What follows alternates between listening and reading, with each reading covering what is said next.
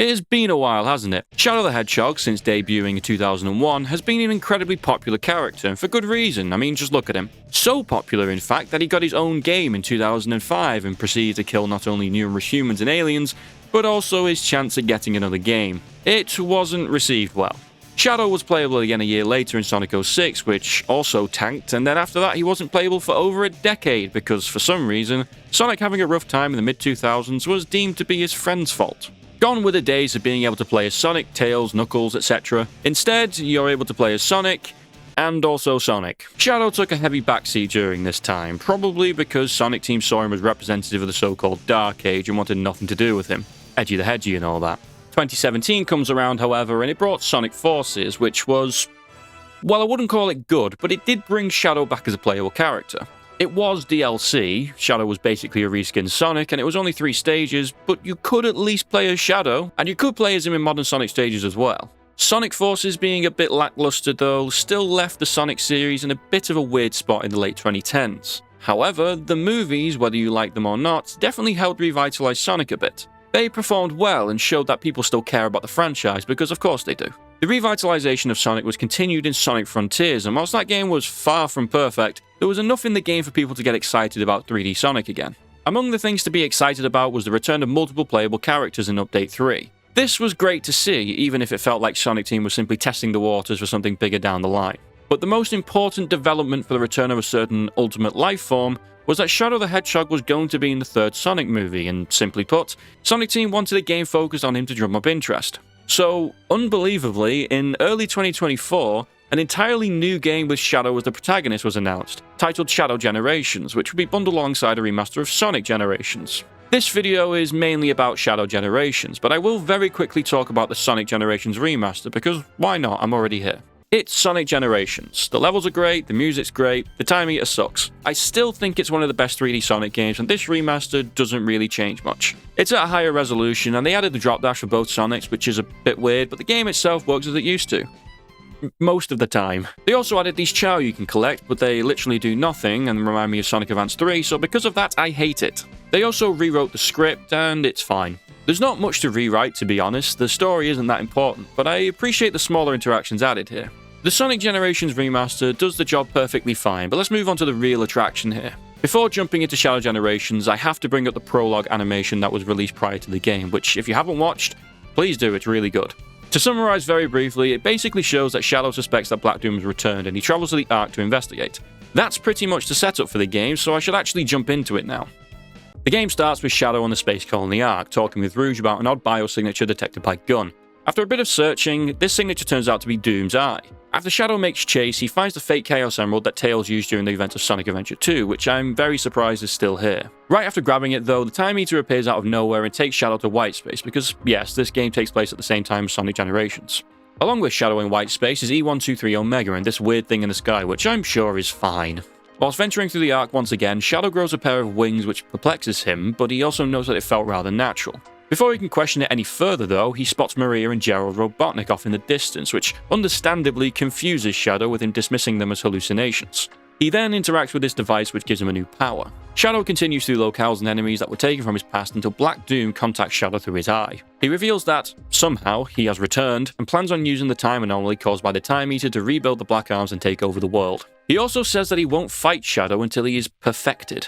Shadow continues through White Space, gaining new powers and going through more places so we can try and get to Black Doom and stop him. Vic the Cat is here. Maria is then seen being chased by Black Arm soldiers who are handily taken care of by Shadow.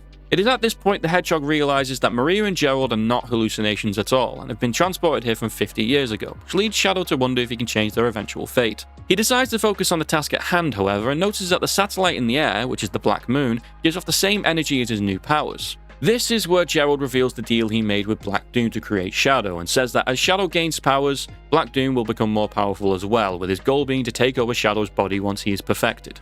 Soon after this, Shadow runs into Sonic, and since they fight in Sonic Generations, they fight each other with Sonic going out on top because he has to canonically win this fight and take Shadow's Chaos Emerald. Rouge shows up and scolds Shadow, but he reveals that the Emerald Sonic took was actually the fake Emerald he picked up at the start of the game, and that he'll swap it for the real one once Black Doom is taken care of. After another interaction with Black Doom, where Maria stops Shadow from being overcome with anger, Shadow gains the last of his new powers, which is the wings we saw earlier. With this, the Black Moon fully mutates and Black Doom tells Shadow that he is complete and to face him. Shadow reassures Maria that he isn't filled with anger and that he will fight with Maria's wish for everyone to be happy in his heart. He even smiles. That's nice. Shadow makes his way to the final confrontation, with Black Doom transforming into Devil Doom and then again into Neo Devil Doom. Shadow overcomes Black Doom with the help of his new powers and he literally explodes. Shadow loses his powers after the destruction of Black Doom and gives Rouge his Chaos Emerald so she can take it to Sonic to use it against the Time Eater. Shadow decides to stay for a moment though, as Maria and Gerald are still in white space. Once he meets back up with them though, they start fading away back to their time due to Black Doom's influence on white space disappearing. Shadow contemplates using Chaos Control to keep them from going back, but Maria tells him that's not what they want, encouraging him to move on. Shadow then leaves as they disappear and is seen shedding a tear as he skates past Rouge. And that's how the game ends. Overall, pretty good. It's nothing remarkable, but it didn't need to be. Much like Sonic Generations, the story is here to set the scene for the levels, though I must say I think it's done much better here.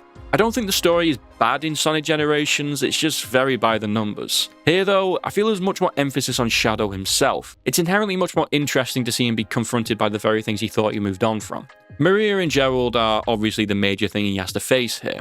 It was much easier to move on when he knew they were gone, but Shadow is put in a situation here where he could possibly save them, and he genuinely contemplates trying it until Maria intervenes. It's interesting stuff. It's also just nice to see Shadow interact with Maria. Him smiling is genuinely a great moment. This story is much more character focused, and I appreciate that. The writing's good, the character interactions are good, it makes sense, it follows up on the events from Shadow the Hedgehog, and it ties in with Sonic Generations well. It's just a really satisfying story to follow. The presentation here is also fantastic. These cutscenes look great. Everything just looks so clean and polished compared to previous Sonic games. Because of that, these cutscenes are inherently much more engaging. My only complaint with the story is that I wanted more. What's here is great, but the limited runtime means there's only so much the story can do. Overall, it's a good story with a great presentation, but I'm gonna be honest, I'm much more interested in the gameplay. Shadow Generations is structured in a similar fashion to Sonic Generations, with Shadow going through stages from previous games. A major difference here though is that the hub world in between the stages is much different. Sonic Generations has a 2D hub world, while Shadow Generations has a 3D hub world. It's laid out similarly to the open zones from Frontiers, and I think the approach here is good. It helps that the hub world in general isn't too big, and there's more than enough to do in it to stop it from being a chore to travel through. A big upgrade from Frontiers is that everything here actually fits the aesthetic. I love Frontiers, right, but the random rails and constructs popping up out of nowhere is really jarring. You don't get that here, it feels like a cohesive area, which I appreciate. There are chests and challenges to complete to earn things like music and concept art, which is always interesting to have, and you can collect these machine parts for Orbot and Cubot so you can build a rocket. Yeah, they're here as well. Collecting them can be a bit frustrating because you don't exactly get any hints, and whilst the hub world isn't huge, it can take a while to search every inch of it, and in the end the rocket doesn't even end up being a rocket, so you put in all that work for some concept art and that's about it. Thanks guys. You can also talk to your friends whilst in the hub world throughout the game, which I recommend. There's some cool interactions. Some even give a bit more subtext to what's going on, though that's mostly Gerald. Speaking of Gerald though, you can also collect pages of his journal by shooting down these balloons. I definitely recommend reading it if you want to see a scientist's training relationship with his family and his gradual descent into madness. The hub world is also where you obtain new powers for Shadow. You obtain them after completing a certain number of levels, and speaking of the levels, there are 6 stages overall and also a DLC level, but I'll talk about that in a bit. The stages are Space Colony Arc, Rail Canyon, Kingdom Valley, Sunset Heights, Chaos Island, and Radical Highway. What I like about the selection of levels here is that they are much more personal to Shadow, unlike for Sonic and Sonic Generations. Each level in this game is significant to Shadow's character in one way or another. The Arc is obviously where Shadow was created, Rail Canyon is where he first encountered the Shadow android, Kingdom Valley is where he first encounters Mephiles, who happens to be a boss in this game, Sunset Heights is where Sonic goes to find Shadow in Forces, Chaos Island, and Radical Highway was Shadow's first ever gameplay appearance. I appreciate that the levels have a stronger connection to Shadow, but it is a bit weird how there is so little representation from Shadow 2005. I don't like the game, don't get me wrong, but considering this game very much follows up the events of that game with Black Doom and everything, it's surprising not to see something like Westopolis pop up here. There is a lot of Shadow music you can unlock from the hub world though, including wait. Before I talk more in depth about the stages themselves, I should talk about how Shadow controls here. We don't have any guns anymore because of Woke, instead Shadow controls comparably to modern Sonic, but there are some differences. As much as I love Sonic Generations, I wouldn't say that Sonic controls very well. It works fine for the level design, but he can be pretty stiff with his turning. Shadow, on the other hand, I think controls really well. He feels a lot smoother and more satisfying to control whether he's boosting or platforming, and honestly, it makes Sonic Generations control seem downright bad at points. It helps that Shadow has probably the best double jump in the series, it's just really smooth. Shadow can also fire off Chaos Spears, which can stun enemies and hit switches, whilst also having access to Chaos Control, which is very fun to use. It freezes everything in place, which opens up more platforming opportunities, and it can be used in some areas to dash across levels. The main gimmick in this game though are the Doom powers, which you unlock as you progress through the game. Doom Spears makes your Chaos Spears multi-target, Doom Blast sends bigger enemies flying and takes them out, Doom Surf allows Shadow to, well, surf on water, Doom Morph allows Shadow to turn into a squid, which can traverse the slime and swing around using these morph balls, and Doom Wing is basically a super form. It makes Shadow invincible, able to glide through the air, and he also has infinite boost when he's on the ground. You can only use it when you have 50 rings, and he drains rings when used, hence the super form comparison. Most of these powers are very situational, and they definitely are gimmicks, but I don't personally think that they feel like gimmicks when playing the game. They feel more like extensions of Shadow, which, in all fairness, they are. Doom Morph is the most awkward one to get used to, but once I got the hang of it, it felt natural and fluid. I think it helps that it was incorporated well into the level design when it was used. Granted, Doom Morph is pretty much only used in Chaos Island. Initially, I thought this level was one of the weakest in the game, but after getting used to Doom Morph, I actually think it's really fun to go through. There's just something so satisfying, yet real control of this squid. Look at the squid. Ooh, look at the squid. Shadow's moveset combines to form a character who is very fun and satisfying to control in my opinion, and I think this is the best control we've had in a Sonic game for a very long time. Control is all well and good, but it wouldn't mean much if the level design is uninspired, and when this game was announced, I thought pairing it with Generations risked making this game look worse in comparison, since it has great levels and also Planet Whispers there. Thankfully though, Shadow Generations does not disappoint. Each stage is split up into 2 acts, one's 3D, one's 2D. Yeah, just like Sonic Generations. However, unlike Sonic Gens, Act 1 here is fully 3D, none of this transitioning to 2D nonsense. Act 2 is fully 2D though, and whilst I prefer my 3D Sonic game to be 3D, I don't mind it so long as it's fun to play, and this game is really fun to play. The sense of flow here is on a different level in my opinion. It is genuinely exhilarating to go through these levels, and it never feels like I'm out of control. Everything feels purposeful. I feel like I can consistently move Shadow how I want and when I want, and so being able to keep that flow going feels much more satisfying. Compare this to something like Sonic Forces, another boost game. You can argue there's a sense of flow there as well if your definition of flow is holding one button. Also, the control in that game is the ass and the cheeks. It goes beyond the flow of the game though, the level design here is phenomenal. There are many alternate paths in these stages, including many that utilize Shadow's abilities. Look at Sunset Heights for instance. There's a section where a robot throws rocks at you and it seems like all you can do is run forward and dodge, but you're able to use Chaos Control to homing attack the rock so you can make it to the upper path. That is a genius bit of level design that rewards you for experimenting with Chaos Control and also requires decent timing so it's not ridiculously easy to pull off. That is just one example, and it's in what I would consider the weakest 3D stage in the game. Going back and playing these levels is so much fun because of the multiple pathways that are open to you. The 2D stages have these elements as well, but I do think there's more emphasis on speed and flow there. I don't think they're as good as their 3D counterparts, but they're still really enjoyable. Easily the best 2D stages ever put in a boost game. It's a miracle what actual good control can do to a video game, isn't it? There are also these keys you can collect in each level. These act as the red rings of the game. They're used to unlock the chests in the hub world, which give you music, concept art, and stories from previous games. These give you incentive to go back and replay levels to get everything, and because of the level design, it can take some time to collect them all with all the alternate paths there are. I had a good time collecting them, and yes, I collected everything.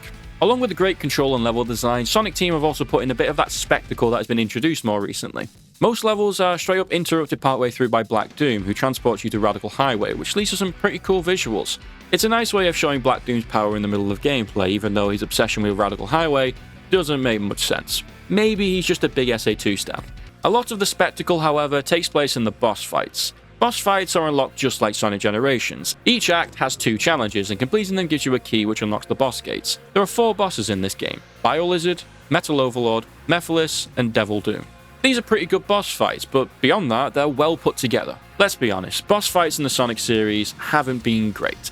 Most of the time you just throw yourself at the boss until it goes down, but here everything is more structured, more coherent. It leads to much more engaging boss fights as opposed to the chaos of previous ones. Big fan of how the final boss incorporates all of Shadow's Doom powers to really show how much Shadow has grown throughout the game. Sprinkling some spectacle to end the fights, and these are a good time. The music's good as well, which helps, though the lack of vocals in supporting me is a bit of a disappointment, especially since they're present on the album version. What's going on there? The rest of the game's music is decent. It's not best soundtrack of all time or anything, but the remixes here do their job well enough in my opinion. It's enjoyable. There's no track here I dislike, and I know you're thinking about Chaos Island Act 1, but sorry, it's really grown on me and I now like it. All Hail Shadow being used throughout the game is a nice touch. It's used in the hub world challenges, the hub world theme itself uses a motif from the song, and the final boss theme is an updated version, which sounds great. Honestly though, the lack of I Am All of Me does surprise me. Its only presence is on the title screen, and even then it's just the opening riff. They probably chose All Hail Shadow because it's a more triumphant song, but a Shadow the Hedgehog game with no I Am All of Me just feels odd. It doesn't take away from the game, it's just odd. You know what else is odd? This game got a DLC level with Keanu Reeves as Shadow. I know that wasn't a very good segue, but I don't care. We got a DLC for the third Sonic movie featuring Shadow's movie design, which looked great in-game, I can't lie. It's only one level and 2 challenge acts, so there's not much to talk about. The level is simply called Tokyo. It's a fun level in line with everything else in this game, with a bit more spectacle added for good measure. It also has a Westopolis remix for its music, and it's great. One of the best remixes in the game in my opinion. There we go, I asked for Westopolis and I got it. Kind of. The main talking point though is Keanu Reeves. Control! He's not very good. Look, I'm not going to blame Keanu for this. It's probably a voice direction issue because he sounds great in the movie.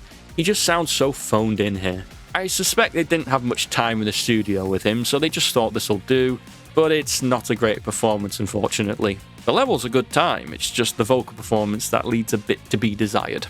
This game is phenomenal though, I cannot emphasize that enough, and it really could be recency bias or whatever, but I think this is one of the best 3D Sonic games.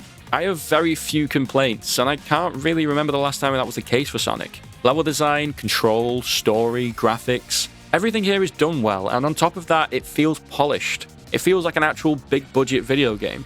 There's none of that jank from previous games that can get in the way of the good stuff. It's a consistent good time, and my only issue is that you can beat it in about 3 hours. I wanted it to last longer, and there is more stuff you can do, like the collectibles or hard versions of challenges and boss fights, but this game could have been twice as long, and I would not have complained.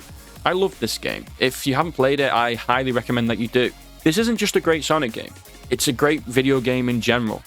That's all from me for now, but if you want to keep the Shadow train going, I've made some videos on this channel where I played Shadow's first game for the very first time. 2, in fact. Here they are if you want to watch them. Hope you all have a great day, everyone. See ya.